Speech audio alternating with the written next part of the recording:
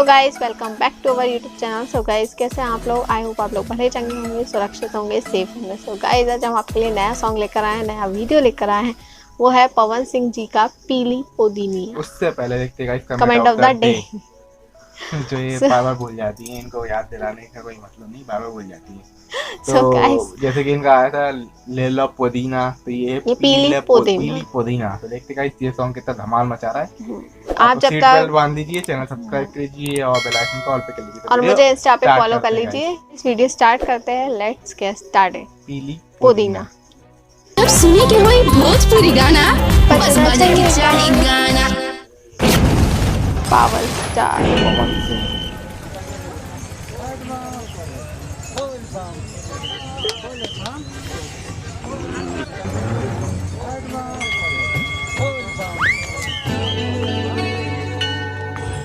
ए भैया, काहे उदास वाला हो?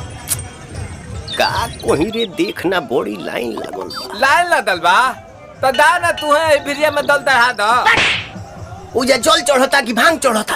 आथा बुझ गई नी यही थे थावन में बाबा बाबुलाई लहलन। अरे तो एकर कोनो उपाय बा? बानू इनता ते दो थल दली पियावे ते परी। का रे? अब थू ना।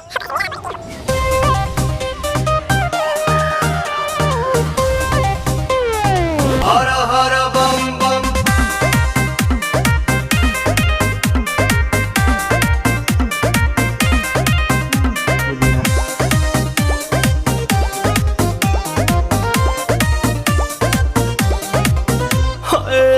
टेंशन में रहतानी, काहे भोले दानी? अभांगा जा छोड़ दी साफा, लइकन के कहल मानी। ताजा ताजा लाइल बानी, अखिया खोली देख ली ना। पीली पुदीना। ऐसे ये पुदीना। पीली पुदीना, पीली पुदीना। सावन भरही असो भंगिया के बिना। रे बबिया, ना पिहन का रे? लोता ना भैया, हम पियावा तनी। हाँ हाँ पिया। भनिया धतुलावा थोली बतली तवे तदी। भनिया धतुलावा थोली बतली तवे तदी। ए तबे लतालाई तली बाबा ए तलोते तदी।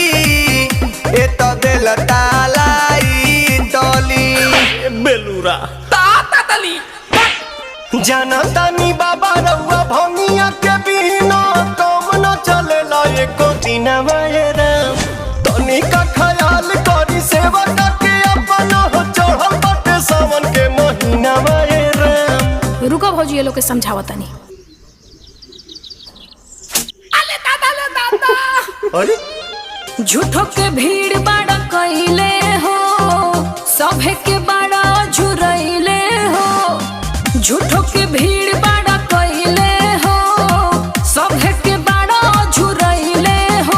तोहर बिगड़ल काम बन जाई छन भर में। बाबा के शहर में जादेव घर में, बाबा के शहर में जादेव घर में, बाबा के शहर में। ये बतिया ढंग से ना बोल तू। जाना जल्दी। पुदीना। पुदीना। सो गाइस, वीडियो बहुत अच्छा था, सॉन्ग धमाकेदार था। ले लो पुदीना जैसा था ये पीली पुदीना। काफी अच्छा था सॉन्ग, काफी मजा आया। ये भी ट्रेंडिंग में चल रहा है। सिमिलर सॉन्ग था, मजा आया। एक बार और ले लो पुदीना पे कर ही चुके हूँ, ये पीली पुदीना पे ये भी हो गया है। आप बताइएगा आपको कैसा लगा। जो भी आपका सजेशन है, जो भी आप नीचे कमेंट में बताइएगा। अगर हमारा रिएक्शन अच्छा लगा तो आप चैनल सब्सक्राइब कर लीजिएगा, बेल आइकन ऑल पे कर लीजिएगा। और सारी लिंक आपको डिस्क्रिप्शन में दी गई है।